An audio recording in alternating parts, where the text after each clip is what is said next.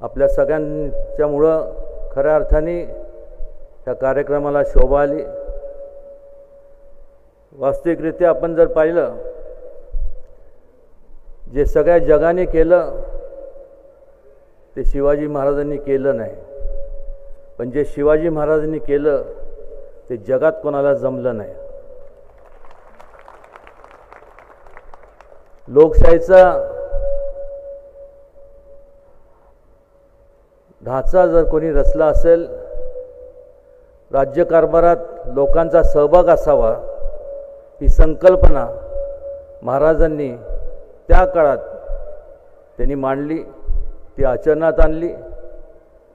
त्याचबरोबर जगात जर आपण वेगवेगळ्या म्हणजे देशांचे संपूर्ण योद्धे जर पाहिले, ते सर्वजण स्वतःचं साम्राज्य वाढवण्याकरता ते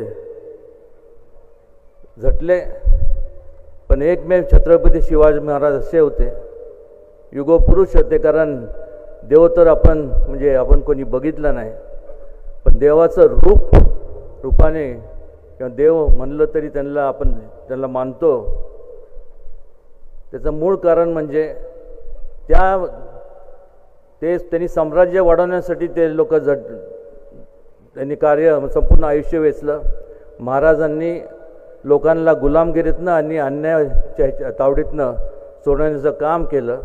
त्यामुळं आपण जगभरात कुठं जरी गेलो तर कुठल्याही तिथली जे काय धार्मिक त्यांचे स्थळं असतील तर त्या ठिकाणी तिथल्या त्या योद्ध्यांची प्रतिमा आपल्याला पाहायला मिळत नाही, पण छत्रपती शिवाजी महाराज आपल्या सगळ्यांच्या अंतःकरणात तर आहेतच, पण आपल्या देवाऱ्यात सुद्धा आपण त्यांना तितकंच मोठं स्थान देतो, त्यांना पूजतो।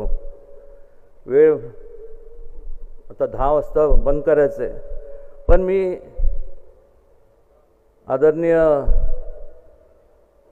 मुख्यमंत्री साहेबांना आणि देवेंद्रजींना 1-2 मागण्या करणार आहे की ज्योतिर्लिंग जसं त्या धर्तीवरती जे ज्योतिर्लिंगचं जे सर्किट आहे, त्याच धर्तीवर गड किल्ल्यांना जोडणारं एक स्वराज्य सर्किट व्हावं।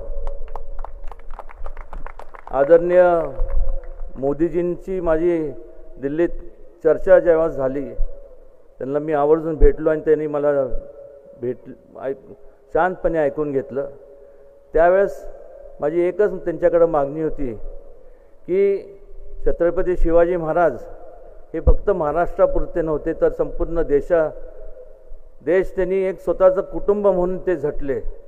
त्यामुळे त्यांचं एक दिल्लीमध्ये एक राष्ट्रीय स्मारक व्हावं, आणि त्यांनी मला एवढंच सांगितलं की त्याचं आम्ही ऑलरेडी काम चालू केलेलं आहे आणि लवकरच ते पूर्णत्वास आपल्याला बघायला मिळेल।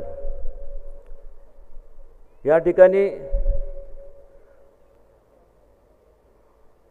उत्तर प्रदेशचे मुख्यमंत्री योगीजींनी स्मारकासाठी जे योगदान दिलं त्यांचं देखील या ठिकाणी मनापासून त्यांना आभार मानतो, त्यांना धन्यवाद देतो।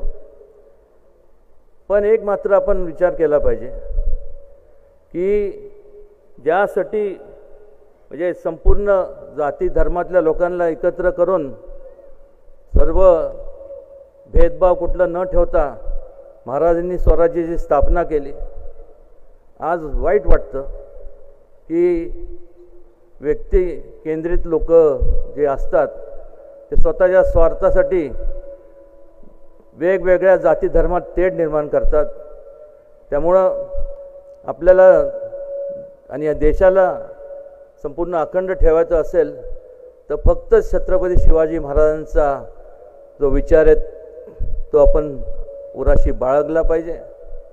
ठिकठिकाणी आपण त्यांचं स्मरण करून भावी पिढीला संपूर्ण ते पोचवण्याचं काम केलं पाहिजे। आमचे थोरले बंधू असण्यासारखे सुधीरजींनी त्यांच्या सांस्कृतिक कार्य विभागाच्या माध्यमातून महाराजांचं संपूर्ण महाराष्ट्राभर ठिकठिकाणी चांगले उपक्रम राबवत आहेत, त्यांचे मी धन्यवाद देतो।